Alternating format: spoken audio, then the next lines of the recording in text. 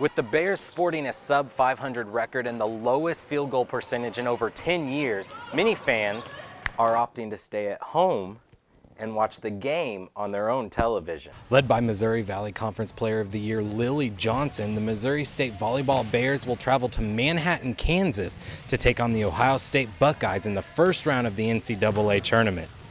The Missouri State Baseball Bears continue slugging their way to victory, already hitting 34 balls out of the park. That puts them third in the nation in Division I baseball for total home runs. The All-Star Game festivities got started with a home run derby, and former MSU Bear and Springfield Cardinal Luke Voigt swatted 30 balls over the fence in 2 rounds to take home the prize. That prize, a slick Bass Pro hunting knife. I don't know. I can't explain how cool that was, and to win it's even cooler.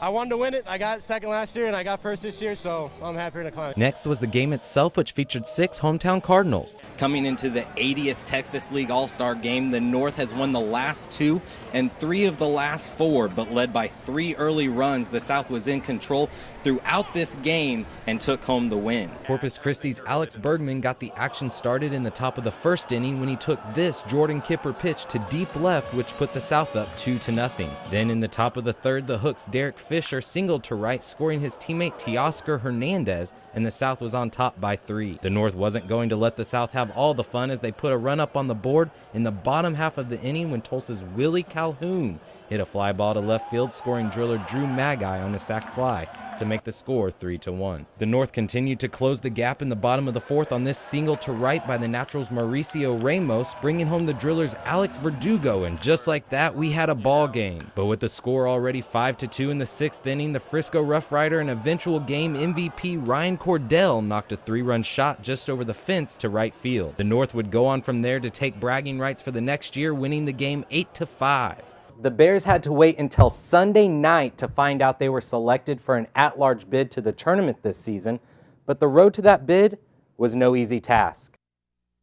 After a loss to Southern Illinois on September 26th, the Bears found themselves 9-7 on the year, having lost their last 4 matches, including their first 2 conference games. Head coach Melissa Stokes stood in front of her team after that match with tough news. I wanted the team at that point to know we had not earned an at-large bid, even though I felt we had done what we needed in the non-conference. Coach Stokes then laid out a roadmap on what it would take to earn that bid. I pointed out the rest of the opportunities that we would have, and I knew that was going to be only against Wichita State one more time, Southern Illinois one more time. We had to beat Northern Iowa. We had to probably sweep Northern Iowa, but the next time around, we couldn't afford to lose to SIU and couldn't afford to lose to Wichita State. The team responded by finishing the regular season on a 16-match winning streak and capturing the Missouri Valley Conference regular season title. The Bears were flying high heading into the MVC tournament and made it to the championship match when more adversity struck.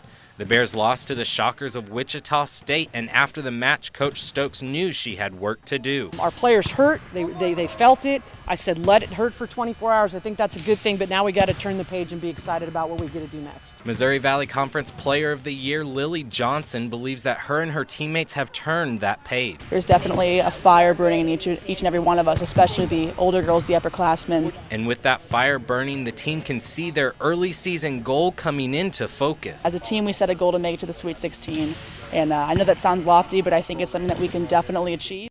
The Bears will find out if they can achieve that goal starting Friday night in Manhattan, Kansas, when they face the Ohio State Buckeyes, a team they beat earlier this season. Game time is set for 5 p.m.